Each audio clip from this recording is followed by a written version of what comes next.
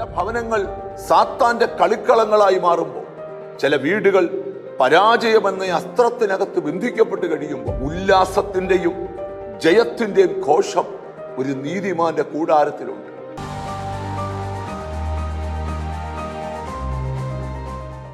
സകല മനുഷ്യരും വിജയിക്കാൻ കൊതിക്കുന്നവരാണ്. എന്തുകൊണ്ടാണ് ഞങ്ങൾക്ക് വിജയിക്കാൻ പറ്റാത്തത് എന്നൊരു ചോദ്യം മനുഷ്യ മനസ്സുകളിലുണ്ട്. യേശുക്രിസ്തു എന്ന ദൈവം നിങ്ങളുടെ ജീവിതത്തിൽ ഉണ്ടെങ്കിൽ നിശ്ചയമായും നിങ്ങൾ വിജയിക്കുക തന്നെ ചെയ്യും. 20-ാം സങ്കീർത്തനത്തിലെ ഒരു വാക്യം ഞാൻ നിങ്ങളെ വായിച്ചു കേൾപ്പിക്കാം. 5-ാമത്തെ വാക്യം: ഞങ്ങൾ നിന്റെ ജയത്തിൽ ഘോഷിച്ച് ഉല്ലസിക്കും, ഞങ്ങളുടെ ദൈവത്തിന്റെ നാമത്തിൽ കൊടി ഉയർത്തും.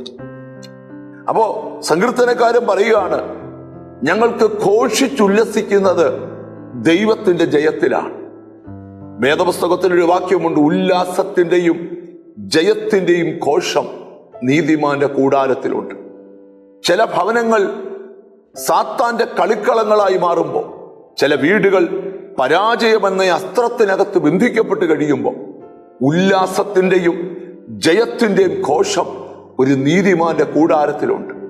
നിന്റെ വീടിന്റെ സ്ഥിതി മാറ്റി, നിന്റെ കുടുംബത്തിന്റെ സ്ഥിതി മാറ്റി, നിന്റെ സ്ഥിതി മാറ്റി നിന്റെ ജീവിതത്തെ മാറ്റുവാൻ കർത്താവ് ആഗ്രഹിക്കുക.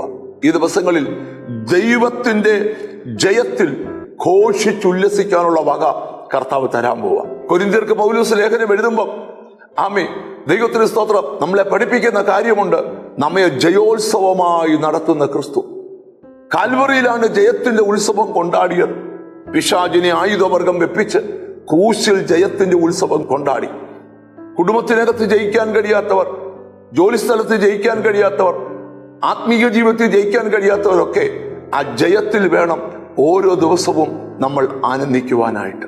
അടുത്ത ഭാഗം അവിടെ എഴുതിയിരിക്കുകയാണ്: ദൈവത്തിന് സ്തോത്രം, ഞങ്ങളുടെ ദൈവത്തിന്റെ നാമത്തിൽ കൊടി ഉയർത്തും. ഇനിയും പരാജയപ്പെടുവല്ല, വിജയത്തിന്റെ കൊടി നിന്റെ കുടുംബത്തിൽ ഉയരാൻ പോകുകയാണ്. നിന്റെ ഭവനത്തെ നോക്കി ഇവർക്ക് എന്താ ഇങ്ങനെ വന്നത്, ഇവരുടെ ജീവിതം എന്താ ഇങ്ങനെ പരാജയപ്പെട്ടു പോയത് എന്നൊക്കെ 100 ചോദ്യങ്ങൾ വരുമ്പോൾ വചനം ഈ രാവിലെ ഉറപ്പ് തരിക: നിന്റെ വീട്ടിൽ ജയത്തിന്റെ കൊടി ഉയരാൻ പോവുക, അനുഗ്രഹത്തിന്റെ കൊടി ഉയരാൻ പോവുക. ചിലർ നോക്കി കാണാൻ പോവുക.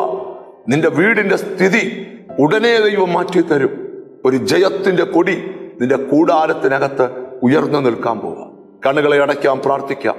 ഞങ്ങളുടെ കർത്താവേ, സ്വർഗസ്ഥ പിതാവേ, ചില കുടുംബങ്ങളുടെ പരാജയങ്ങൾ മാറ്റി, ചില വ്യക്തിത്വങ്ങളുടെ പരാജയങ്ങൾ മാറ്റി അവരെ ജയത്തിലേക്ക് നടത്തുവാൻ കഴിയുന്ന ദൈവമേ, അവിടുത്തെ അദൃശ്യ കരമൊന്ന് നീട്ടി അവരെ തൊടുമാറാകണമേ എന്ന് ഞങ്ങൾ ദൈവത്തോട് പ്രാർത്ഥിക്കുക. പ്രാർത്ഥിച്ച് തൃക്കരത്തിൽ അവരെ സമർപ്പിക്കുക. പിതാവിന്റെയും പുത്രന്റെയും പരിശുദ്ധാത്മാവിന്റെ നാമത്തിൽ അവർ അനുഗ്രഹിക്കപ്പെടട്ടെ, യേശു ക്രിസ്തുവിൻ നാമത്തിൽ തന്നെ. ആമേൻ. ഒരു ജയമുണ്ട്, നിശ്ചയം. നിങ്ങളുടെ കൂടാരത്തിലെ കൊടി ഉയരട്ടെ. God bless you.